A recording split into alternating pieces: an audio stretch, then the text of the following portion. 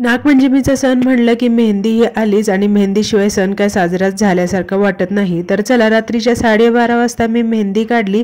जशी जमेल तशी मी डिझाईन काढून घेतली, कारण मेहंदीशिवाय सण काय चांगला वाटत नाही म्हणून। तर आमच्या इकडे ना नागपंचमीला असं विशेष काही केलं जात नाही।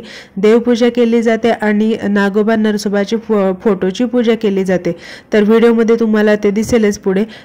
सकाळी टिफिन तर असतातच, कोणताही दिवस असो किंवा कोणताही सण असो, टिफिन पहिल्यांदा करावे लागतात आणि मग मला सणाची तयारी करावी लागते। तर 2 भाज्या करायच्या होत्या आज, कांद्याची पात आणि तांदळीची भाजी, ते करून घेते। तर चला आता घरातली कामं करत करत मी ना माझ्या बालपणीच्या नागपंचमीच्या गोष्टी तुमच्यासोबत शेअर करते। लहान असताना ना वारुळाला माझे नेहमी आजोबाच जायचे, आजी किंवा चुलत्या। माझी मम्मी कधीच जायची नाही, का हे मला माहिती नाही, कधी माहिती पण झालं नाही। आणि आजोबांना आम्हाला नातीला आणि नातवांना घेऊन जायचे सोबत।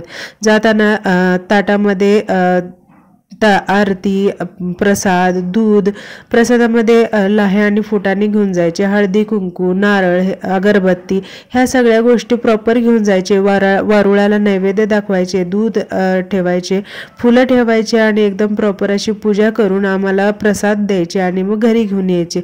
आणि हे खरं तर बायका जातात आणि म्हणजे दुसऱ्यांचं पण बघितलं आहे, पण माझे आजोबा जायचे नेहमी। ते मला आजपर्यंत, माझे आजोबा वारले आता, पण आजपर्यंत मला समजलं नाही का ते का जायचे, पण खूप छान वाटायचं। आदल्या दिवशी आम्ही बाजारात जायचो आणि नेल पेंट आणायचो किंवा गळ्यातलं, कानातलं, गजरे, फुलं आणि अशाच मेकअपच्या छोट्या मोठ्या गोष्टी घेऊन यायचो। तेव्हा त्या गोष्टींना खूप छान महत्त्व होतं आणि छान पण वाटायच्या त्या।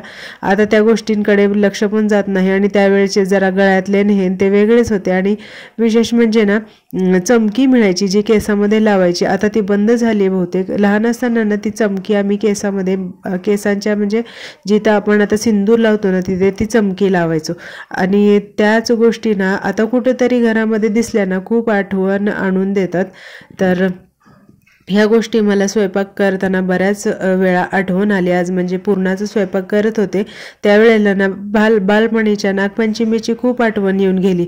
दिवसभर पावसाचा बारीक बारीक रिमझिम पाऊस चालू असायचा लहानपणी नागपंचमीच्या दिवशी, आणि झोका बांधलेला असायचा। झोका कुठे असायचा, दारामध्ये मोठं झाड असायचं पहिले, आणि त्या झाडालाच कुठेतरी मोठा झोका बांधलेला असायचा।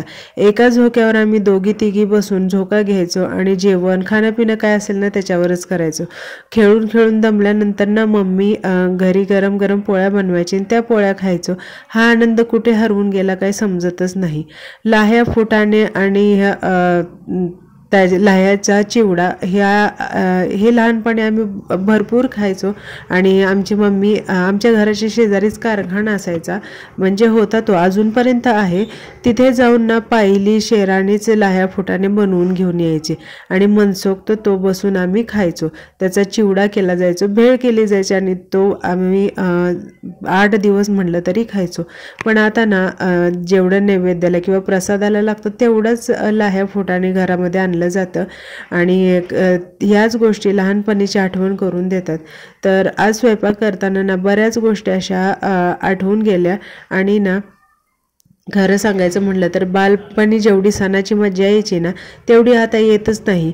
लहान मुलांना तर आताच्या सण म्हणजे काही एवढं काही विशेष वाटतच नाही जेवढं आमच्या काळामध्ये आम्हाला वाटायचं। तर चला बऱ्याच गप्पा मारून झाल्या, आता जेवणाची तयारी करते आणि भेटूया नंतरच्या नवीन ब्लॉगमध्ये। बाय।